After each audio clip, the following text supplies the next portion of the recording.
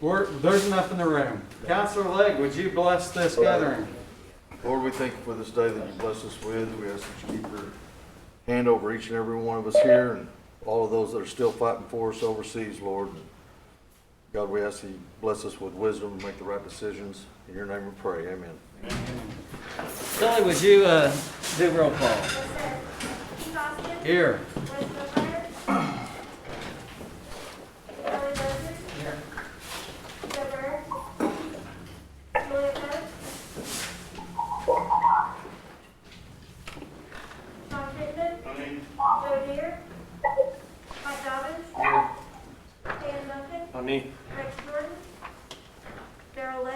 Here. Here. Mike Shambaugh. Mary Bakershaw. Honey. Bill Smith. Here. Denise Taylor. Here. Terry West. All right. Thank you, Shelley. Here. Here. I need somebody to make a... I make a motion to approve. Thank you. And do we all say aye? Aye. Anybody say nay? All right, it's approved. Reports, Miss Diane Kelley, are you there? Can you hear us, Miss Diane Kelley? I'm here, Peter. All right, excellent. Would you tell us the good news today?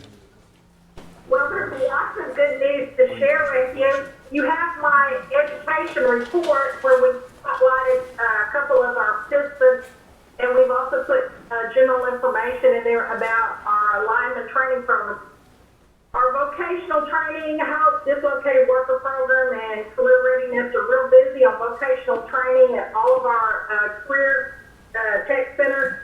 In-house training is off and running. We've got vocational classes starting here in the evening next week, and we've also got building trades and HVAC. And then we're also starting some business classes up in our prior office as well. Our annual adult education graduation, which was normally held in September, has been canceled due to the COVID. And we've got pictures that we took of our graduates the 27th and 29th. And they will be posted at the complex and also over the virtual system here at the nation. We'll be ramping up slowly and bringing students back to the Job Corps Center in October. We anticipate that we'll bring in so many every week until we're fully back in operation. They are having conference calls with us weekly with the Department of Labor in Washington, as well as the Dallas Regional Office. And they asked us to put together a COVID plan. We put that together and submitted it. And then they asked us to put something together as far as our facilities, as far as the plexiglass and our cafeteria, how we're going to work with the students in the dorms, how we're working with them on the virtual learning for those students who choose to do virtual learning from home. We're working with the other two Job Corps centers last week with our school board meeting. Leslie Janis, who was our contracting officer through Joy Hoffmeister's office, the state superintendent, came and did our review back in the spring before COVID hit March.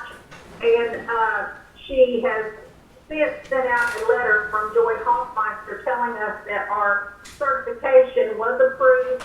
It will stay in effect until next year, and that we could continue to issue high school diplomas. Our high school diplomas, say Oklahoma Job Corps Academy High School, for Guthrie, Tulsa, and Lee.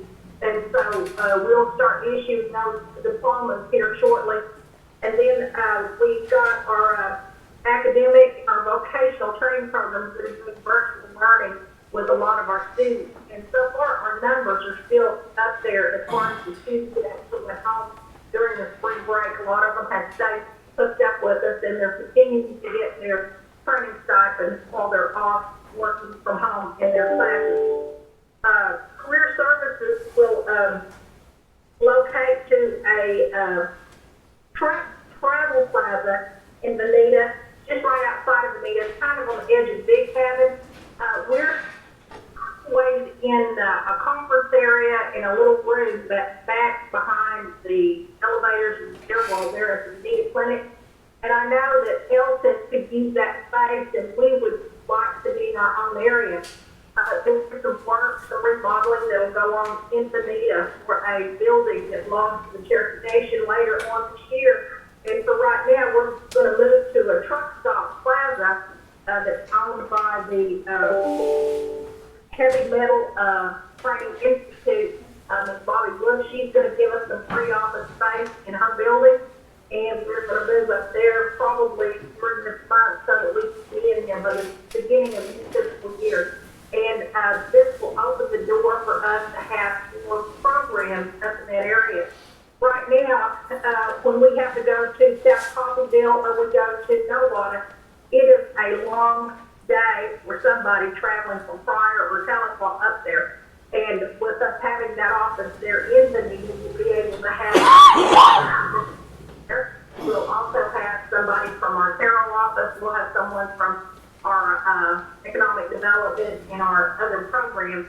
They won't be up there every day, but we will have a presence with all these other programs. We'll put some information out on Facebook, and we'll put some information out in our local newspaper there. But we're excited about it. Marshall Lamb is going up to look at the space this week, and we're hoping that she will join us over there at social services so that it'll be kind of a little bit of a one-stop for us, and we won't be trucking in and out of the clinic so much. So we're looking forward to it. Our disability program will be working the information out about Disability Awareness Month. Brenda Fitzgerald and Jeff James Ballard and Josh Strywater asked me to remind everybody to remember our clients who come in that have some disability. We usually do a proclamation recognizing Disability Month, and then Ruben Chuck Luck and his team will be working on one to remember the fire month is coming up, and we have a lot of fires, and if you're watching television, you know there's a lot of fires going on in California and places where there's a lot of forest. And they've been in and out, and they've been up in Colorado helping some of the fires up there. Is going on also in October, and Matt Lamont, Hunter Palmer, and Josh Drywater will be working on a proclamation because we have a lot of manufacturing businesses throughout the 14 counties. We have a lot of OJT lots, and we just want to recognize some of those businesses that we work with from 14 counties in the manufacturing month. And we want to remind everybody that we worked diligently for the last 2.5, 3 years with the city of Tahlequah in procuring the Veterans Plaza that will be built there in Tahlequah. They're having their groundbreaking Friday, September the 25th in Tahlequah, and we will be participating in that. Our department has been real busy helping out every aspect of the Cherokee Nation. I told my staff, I tell everybody when they come to work for us that we touch just about everything from C&D to the health department to people outside the Cherokee Nation now. But this past month we've been helping with food bank, Ashley Fox, our health department, talking with the Wayne Caldwell Clark office, our tag office, Sharon Webster, our gaming commission, Janice Walters Purcell, Heritage Center, Paul Butner, Cord Bunch, our education director, executive director, and working with government relations on trying to do a last-ditch effort for census. So, you know, we aren't actually a one-stop center, but we're called on a lot. And for some of the projects, I've got employees who have been on administrative leave for the last several months, and some of those people were called in to help with some of the events. And they were more than happy and willing to do it. They appreciate being asked to come back in and do something different than what they're doing. And when work starts back up, then I'll have to look at my participants. There's my job platforms that I'm using for some special. Do you all have any questions? Anybody have questions? Yes, Councilor Vasquez. I just have a comment, and I want to tell you, Diane, thank you for meeting with and helping Bobby Wolf and looking at her site to house some of our people. I went and toured her building and her operation last week, and I was really impressed. And I'm thankful that we're gonna have more of your people in Veneta. So thank you very much. Well, I just want to say that Bobby has been very instrumental in helping us with our driver's license for our truck portion of the lineman program. She has hired an instructor, Cody, who comes over and teaches that. And she didn't have to because she's up there in Dunedin, but she was willing because she's a tribal member. She's also just recently got her Tarot certification. So she has rolled out the red carpet for us, and I couldn't ask for a better partner than Bobby. She I is agree. very understanding. I appreciate her. Yeah. And she's glad that we're opening these other offices up there because when you look at the Northern Trail, we have been going in that direction in quite some time, and hopefully we'll be able to get over to the Bartlesville area to work with something analysis, so that way there'll be staff that'll be closer proximity to them. It'll be great. Thank you. I just wanted to share that with you. Okay, thanks, Chair. Thank you. Any others? Yes, Counselor Smith. Yes, Diane, I'll make sure next Friday we get you some pictures of what's going on down at the Veterans Deal, because that's going to affect Sequoia County for the next 75 to 80 years. It's going to turn the county around. And I want to thank you for all your help in all this. Well, I tell you what, Sallisaw has always been dear to my heart because it's so close, but I tell you what, there's some good people down in West County to work with. And I have asked for better partners than what we've got from the mayor and their Sallisaw and their economic development director. And I've got to put a plug in for Buddy Fisher. I mean, I've worked with him for years, and he is a workaholic, and he would call all the time about this project. And I think that you have to pat him on the back because I don't know what happened without his pushing.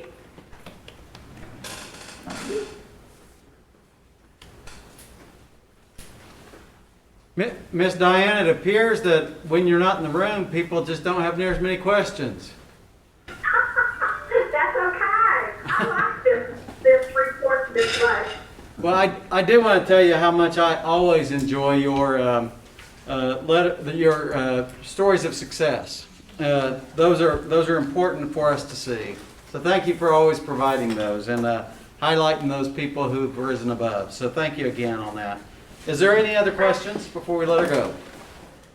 All right, Diane, you've earned your freedom. You can leave now. Thank you. Cheers. Okay, Director Bunch, you're up next. Good afternoon, everyone. Good afternoon. Everybody's okay. I'd just like to say it's so not fair for me to have to follow Diane Kelley. I see you guys have our reports, and if you have any questions, I'd be glad to ask. I just got a couple of announcements. Just want to let you guys know that our scholarship funds have been recently going out to the universities and colleges. Also, our competitive grants application has closed. We had 83 of the public schools apply for that grant out of the 107 schools that were eligible. And so we hope to be reviewing those. We've already been reviewing them, and we'll be making notices. We'll be giving notices out soon to those schools and sending out payments on those. I would like to just quickly go over a few numbers here with you guys. This July, we have been answering the phones nonstop and the emails. Some of these applications that went out for vouchers. We have a call data bank system, and on that data bank we have taken 5,081 calls in that amount of time, and that doesn't include the calls that are transferred to us, the direct lines, the text messages, in-person, emails. So I would imagine that our point of contact with our citizens in this amount of time has been around 10,000. So please just be patient with us. We're working through them as quickly as we possibly can. I'd also like to thank Diane Kelley for sending us some additional help. She recently sent us some staff, and they're going to help us process some of these applications and correct some of the errors. Payments are going out, from what I understand, twice a week now, so that should take care of a lot of folks. We had a lot of common errors such as wrong date of birth, wrong citizen numbers, even misspellings of children's names, so that slowed the process down. Now all those have to be verified manually, so it's going to take some additional time. But as I said, you guys have our report, I'll be glad to answer any questions. Yes, Counselor Duncan, you're first. Hey, Mr. Bunch, first, thank you for letting me bug you to death through all this time. I know you're getting bugged to death anyways, but I appreciate you being so good about answering every question and checking on every one of them that I've gotten. So a big thing that I'm getting now, and I'm sure you guys are aware of it, and you guys are doing a great job, but is we've asked people to email education if they haven't received anything, and a lot of people have done that multiple times and haven't gotten an answer. I don't know if there's some type of maybe automated reply we could send them back, just letting them know, hey, we got your email, or maybe too late in the game for that. But what's the process on that part of it? That's a great question. Thank you for bringing it up. I was told that there is an automated response once they send an email that says, kind of thank you for getting with us. We'll get back to you soon, but if not, I'll follow up on that. The process, we're getting through them as quick as we can, but we're literally getting hundreds of emails daily, so the box just continues to grow, and it's oftentimes the same person emailing, so it takes a while to go down through the list. We've got about 10 or more people answering calls, following up with emails. We have in-person visits for citizens, so we're just trying to work through them as quickly as we possibly can. Like I said, Diane has sent us some additional help too, and those workers are going to be specifically assigned to working on some of those emails and those errors. So we're just doing the best we can. Counselor, the phone just never quits ringing. By the time you hang it up, it's already ringing again, and we're just working through them as quickly as possible. I understand, and I appreciate you guys. You guys are doing great. I just didn't know and wanted to get a little clearer on it, but I appreciate you guys. A little bookkeeping here. I need to ask, would all people who are on the Zoom identify themselves? I don't know who Miss Teehee is, and she's not one of our presenters. Thank you. Called her out. It's called a blind CC on an email. Okay, thank you. So, is there other questions? I thought I saw one down here. Yes, Sean? Yeah, Corey, I appreciate your communication. We talked several times. Just want to make sure, now what we're pestering you about is the tech grants and over-income clothes, right? That's your thing. Is that right? That's correct. We have the $400 technology stipend, the $150 clothing voucher. Okay. We also have the $750 technology stipend for concurrent and regular scholarship students. Now, I haven't had very many of those, Corey, calls about the college money. So that must be going a lot smoother, is it? It's going smoother. There were just less of them. We have around 5,000 students on scholarship, and whenever we asked them to input their information, they did very well with getting it correct. The other application, we had over 49,000 applications, and there were just so many of them that had a little minor errors, just little typo errors, but the system puts them into a pending status whenever they don't have match the travel registration database perfectly. So now we have to go back in and manually go back and forth to see what's wrong with them in the database and then make those corrections. So, now I don't want to put you on the spot, heck man, you can't vote, but do you have, they might be concerned if they haven't heard by, is that something you want to do right now, or just kind of wait a little bit? That's not something I really want to commit to right now. I do know that. Remember when you hit me with that rock down by the creek? Yeah. But yeah, understood. Like I said, your communication's great. Kara Lee and Todd, that communication's been a great thing, and it just, a lot of hard work being put in this, but I have to remind myself that you're not in charge of all the clothes. It's the Lieutenant Green and the old Green County clothes. That's correct. We do try our best to help the systems involved, because if we get calls on the human services floating voucher and the elder applications, we always do our best to help those systems out as well, the best we can.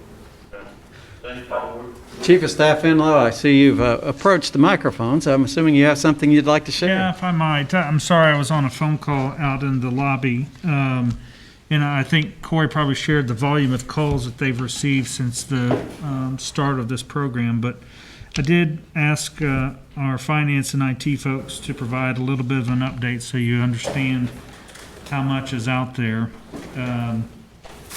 So through our program, we had 29,051 payments that actually goes to more than 30,000 students.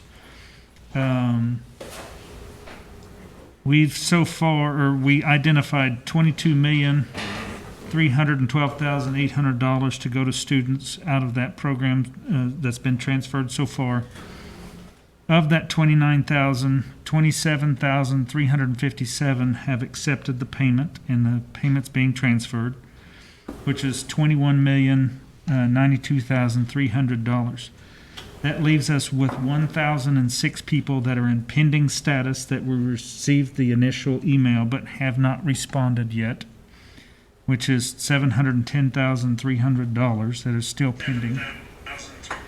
We had 296 that were returned, 83 that canceled payments, and then we have 307 that are declined. And declined means that they said, I don't want to receive the money electronically.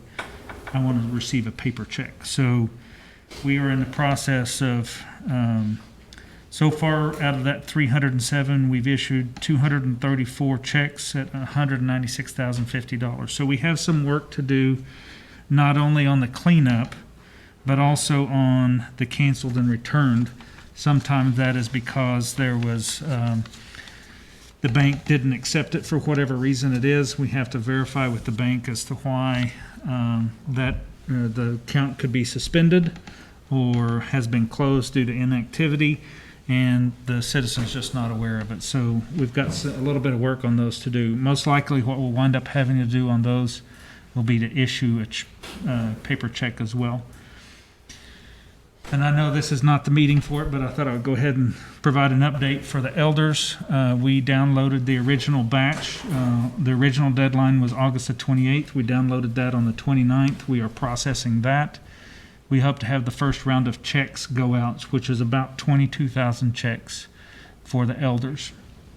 I downloaded the supplemental information that closed this Friday at 11:59, which was about another 10,000, almost 10,000 additional applications that were submitted by elders, and we'll be processing those for payments in the coming weeks. How do you say it again? First round, that's going to be about how many people? About 21, it was like 21,900. So we'll have to do some validation to make sure that, that we've got the right information. But 21,937, I want to say. Did you say when it should be starting to roll out? We should be starting to process checks this week. Starting the process. Yep. Now, big question that everybody has. Okay. So what about mine? Who do we need to direct those to? As far as As the, far as, I didn't get mine yet. okay, Who do I need to, I've been pestering the heck out about 30 people, you're one of them. yeah, well, Student elder, which direction do I go? So Elder, I'll have an email address set up, so if they want to email, they can of course call the hotline for the elders. I would like to direct everybody to those centralized systems because we have multiple people that check emails and multiple people that answer the phones. I don't have that one set up just yet, but it'll be similar to education@cherokee.org. There'll be 5 or 6 people, but I'll get that one set up and I'll notify you guys. You rather do that than the hotline? Well, it's really preference of communication. I know a lot of our elders are going to want to call, but That hotline number for friends? I think it's 5464, but let me make sure.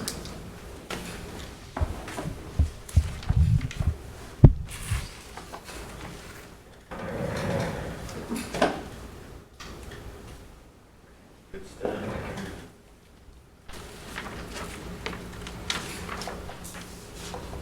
It is 918-453-5464. 64. Right back here. You did great. We, on the $150 still owed to, is that where you still want to do it? Kinda Yeah. Yep.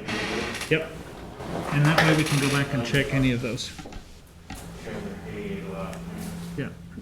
Now, Chief of Staff, there is the reality that I've gotten quite a few calls from people attempting to call and attempting to email and getting no answer. And I know that's not the intent, but when we keep telling people to call a number and nobody calls them, then they end up calling us, which I'm glad to take those calls. We can do what we can. But so far, very honestly, that phone number has not been very effective. Not very many constituents are getting, I'm getting a ton of people tell me they can't get any answer through that call number. Well, I will tell you that we've been adding, I don't know if Corey touched on this, but we've been adding staff with the assistance of Diane Kelley for folks to answer the phones and work on processes and applications. Corey, did Corey share how many phone calls have been received? Okay. The average is about 3 minutes per call. The longest has been 37 minutes. So some of those are 10, 15 minutes per call. So it does take a little bit, but we're trying to ramp up to make sure that we answer as many of those calls. I will tell you that the education inbox from the last meeting filled up about that fast. We had I'm sure it 2,500 does. email messages that came through. But it simply, at this point, it appears like they are literally handling every call, all the calls they can humanly call. Yeah. And asking them to handle more is not going to happen right now unless something changes. Yeah, that's why we're adding the staff to try and Okay. accommodate it. Counselor Shaw. Yes, Chief of Staff Enlow, I have a question. The information that you're gathering from the questionnaire to apply for like the elder stipend or the educational stipend, are we using that to update registration? That will be the ultimate plan. It's also, some of the questions that we ask are pretty similar to census-related questions as far as number of people in the household, what's a household income, so that we can understand and try to customize and tailor programs and services in the future based on updated information that we're getting from tribal citizens. But the other thing it's doing is we're getting current contact information for citizens as well, so we can try to update registration with emails and phone numbers because phone numbers and emails can change periodically throughout time. Will anybody else have access to that information? Yes. So one of the tools that we've been working on is the ability for departments to communicate with registration for updates. So if you go into the clinic and you are updating your address at the clinic, you should update your address with registration as well. So we've been working on that solution as a short-term fix. As a long-term, as part of our CARES Act, we've invested in a piece of software called Salesforce that will allow us to have a centralized management system for citizens to interact, be it tags, hunting and fishing license, dental appointments, human services applications. And so that's one of the investments that we made, trying to streamline our processes moving forward and make our contact points much easier for our citizens. In particular, those ones that have access to technology and resources. We'll still offer the paper-based resources, but I think Todd Gord shared with this group during the 2020 budget cycle with a vision of an application that you can log in and see that your tag is due next month, and that you've got a reminder for a dental appointment on Tuesday, and that your application's missing your proof of income. We've made that investment, and we're working to move forward on that process as well. Will this information be shared with the Election Commission? That is one of the things we'll have to look at, because the Election Commission's database is separate to make sure that the data is not tampered with fraudulently.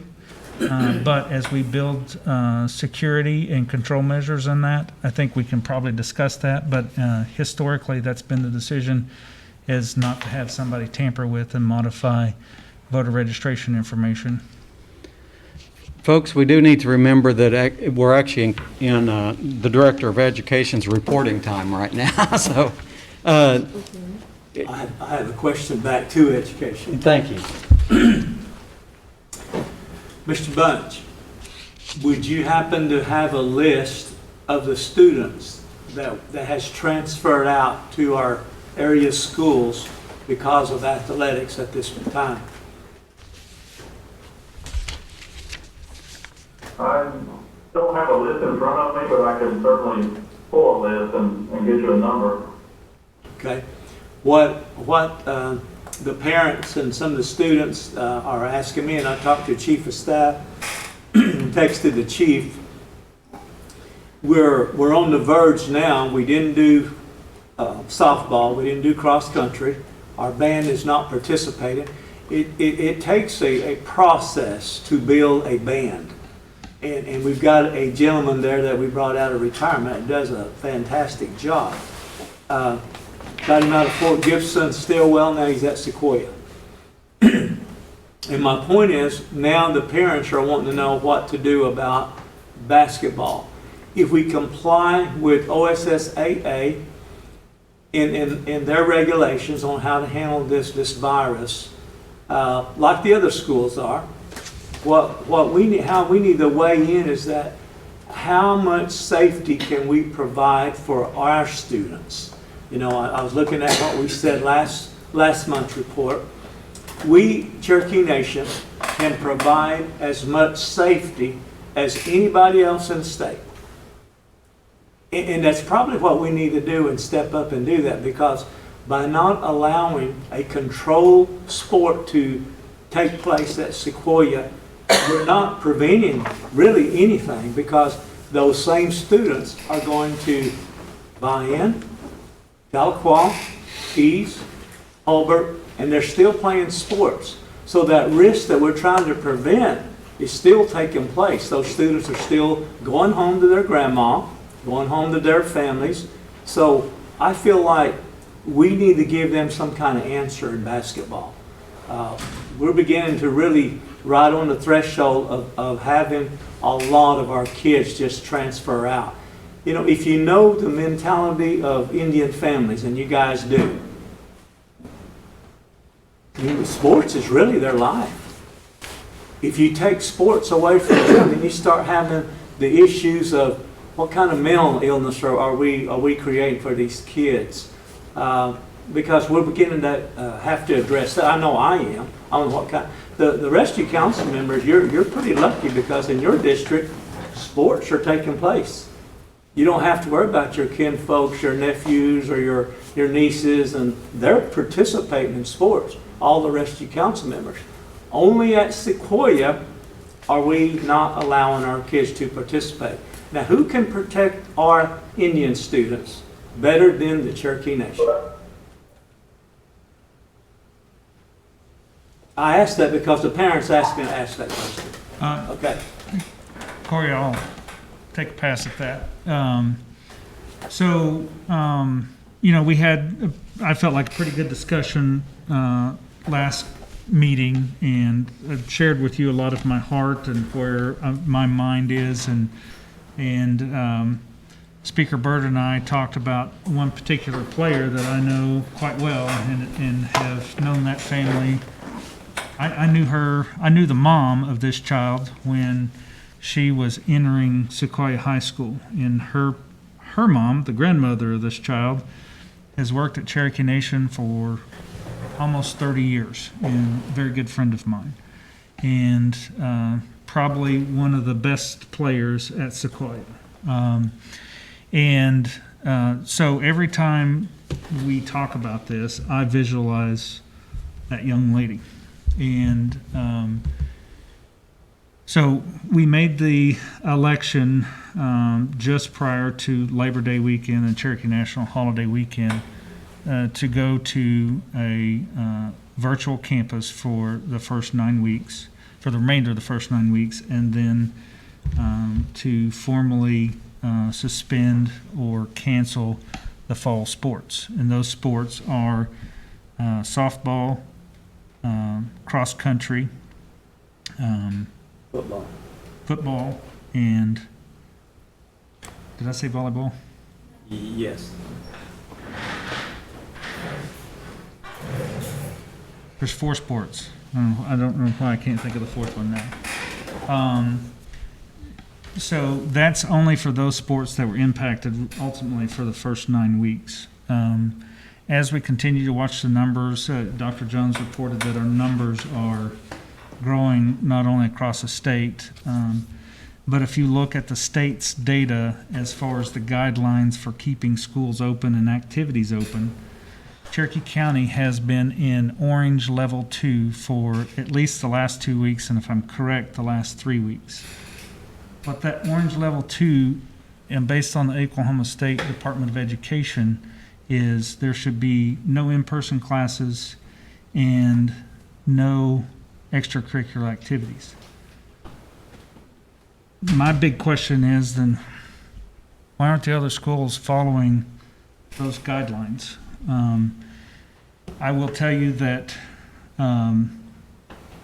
one of our players that left to go play football somewhere else has tested positive. And so, Speaker Byrd, I agree, we can try to take care of our students as well or better than most.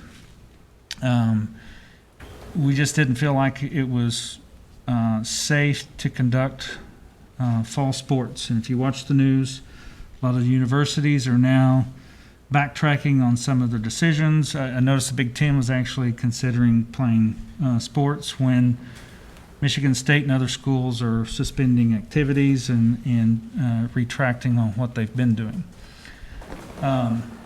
So let me conclude by saying this, is we made the election not to play the fall sports, but we are not saying that we're not going to play those primarily spring sports. We are still open to it. We're hoping, as we discussed earlier, that we have a vaccine and that we have the best resources to deploy that vaccine across the 14 counties and that we can open up. We have not given up on our students. We don't want to give up on our students. We have not given up on athletics. We're just trying to find the right time for us to do it safely for everyone. And so I hope that's helpful not only to this council, but also to the parents and students that may be listening, is absolutely not. We're not giving up on sports, and we are not going to give up on these students. We are going to find every way that we possibly can to make sure that they have the best and safest education and social life associated with school as possible. Okay, one more comment. In basketball, you know, I'm okay with, we've already done away with the fall sports, cross country. I mean, that's gone. But the revenue that we generate at Sequoia is pretty much comes from basketball, because you can't get a seat there when it's basketball season. And that's easy to do, because when you're ranked number 1 and you won the state the last 3 out of 5 years, that's pretty easy to do, is fill that stadium. what the coaches, and they're listening right now because they've been calling me and texting me and a parent. What we need to hear is October the 1st is the first day they can practice basketball. What they need to hear, we're going to lose some more kids this week. They need to hear that our intent is to play basketball, and we're going to let you guys play October 1st unless those numbers just go through the ceiling. Yeah, and I would say that has been our intent with sports. The first sport that we canceled was football. Right. And I looked at along with public health and others, of contact, exposure, and safely playing it. Oddly enough, it wasn't football that we should have been worried about. Based on quarantine exposures and positive cases, the number one sport that's been a problem for high school, would anybody like to guess on what that is? Basketball. Basketball. Volleyball. Oh. We've had more quarantines and Because we more haven't played exposures basketball yet.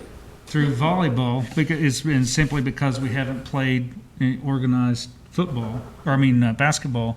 But volleyball has led to the most positive cases that we've seen among student athletes and their potential exposure. So we did look at possible contact points and trying to understand that. But we felt like with the numbers of where they are, I believe the state of Oklahoma had 869 cases today, or somewhere in that mark, just under 900, which a typical Monday should be 200 to 300 of what we've been seeing as a pattern for the last several months. But we didn't do that. And so Speakers Byrd and coaches and students, we're going to watch those numbers as close as we can. And if we feel like we can do it safely, we certainly will. And that's what our hope, that's what our desire is to be able to do. And if there's a decision that we shouldn't play those sports, we will make that announcement as soon as we possibly can, to give those students the opportunity to transfer somewhere else if they feel like they absolutely have to. Good. Thank you, Chief Steph. But at this point, our intent is to try and play. Absolutely. Okay, that's what the coaches wanted to hear. Thank you, sir. Thank you, Counselor Mr. Chairman. Taylor? Ms. Brunch, I have a question regarding the education stipend. I have a situation where I have some grandparents that actually have guardianship of the children. For whatever reason, their stipend, they haven't received it yet. Their concern is that the parents may have also applied. I'm assuming that in a case where you get two different people applying for the same kid with the same registry number, there will be some checking to determine who actually has legal custody of that child. And I just want confirmation that I have told this family correctly. Yes, that's correct. Okay. We're gathering each one of those cases, and there are several. Right. And we will address each one of those and take care of the parents who do have custodial rights, and then we will go back and try our best to address those who basically claim the children that they weren't regarding at the time. Okay, that was basically what I told them, was that if there was any exception to it, there would be a delay while you established who actually legally had guardianship of the child. If you don't mind, would you give me those grandparents' names so that way I can add them to my I will. Yeah, I was going to say, we are working quite a few cases like that.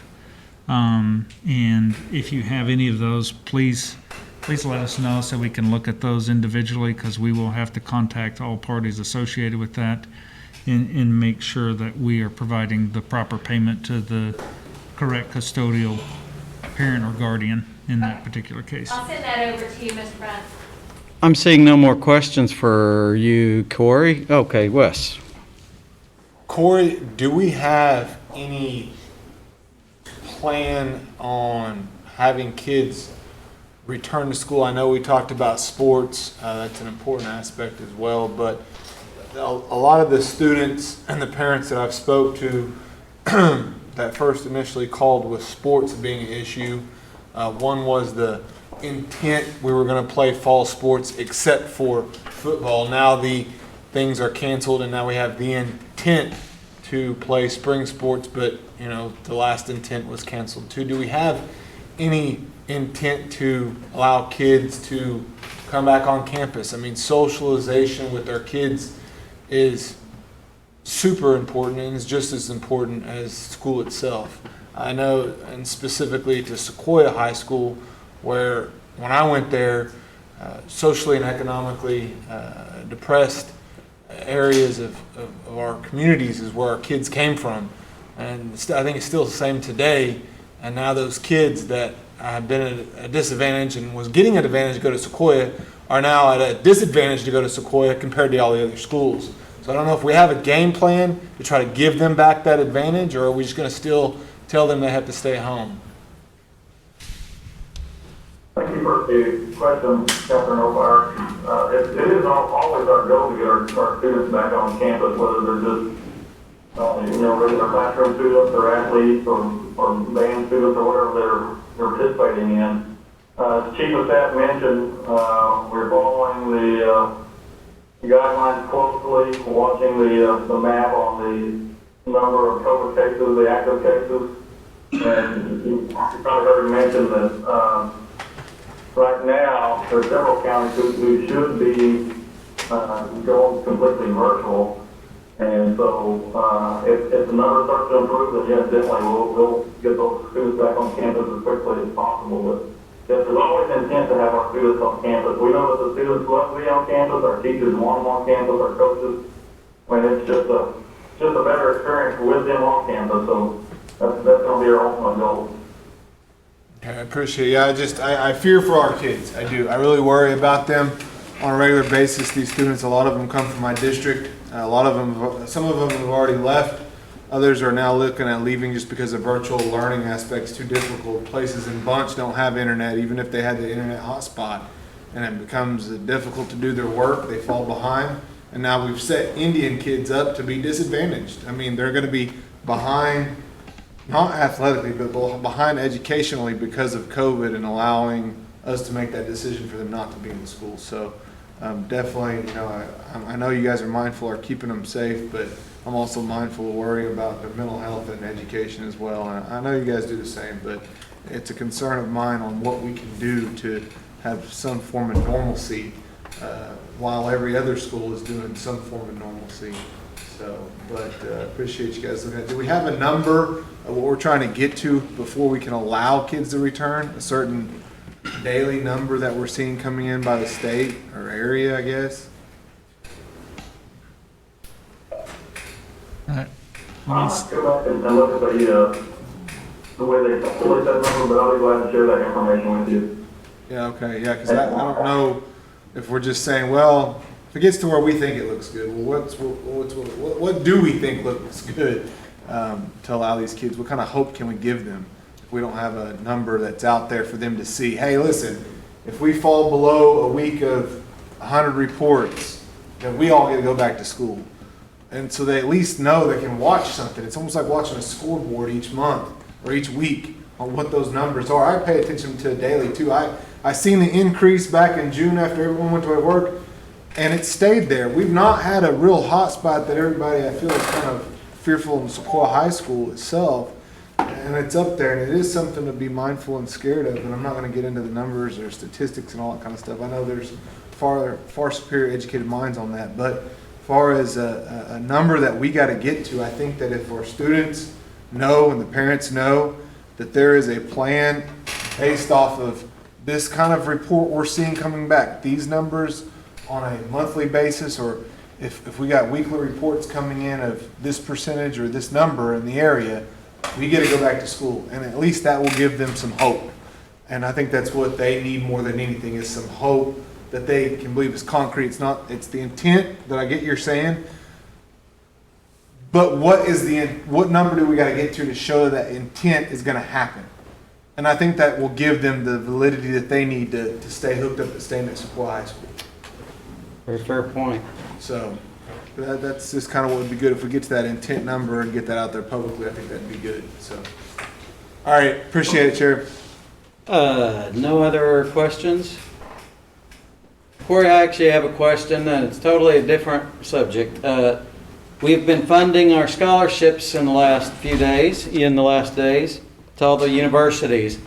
Do we have, can you provide us with a report that tells us, say, the top 20 schools that receive funding from the Cherokee Nation through scholarship?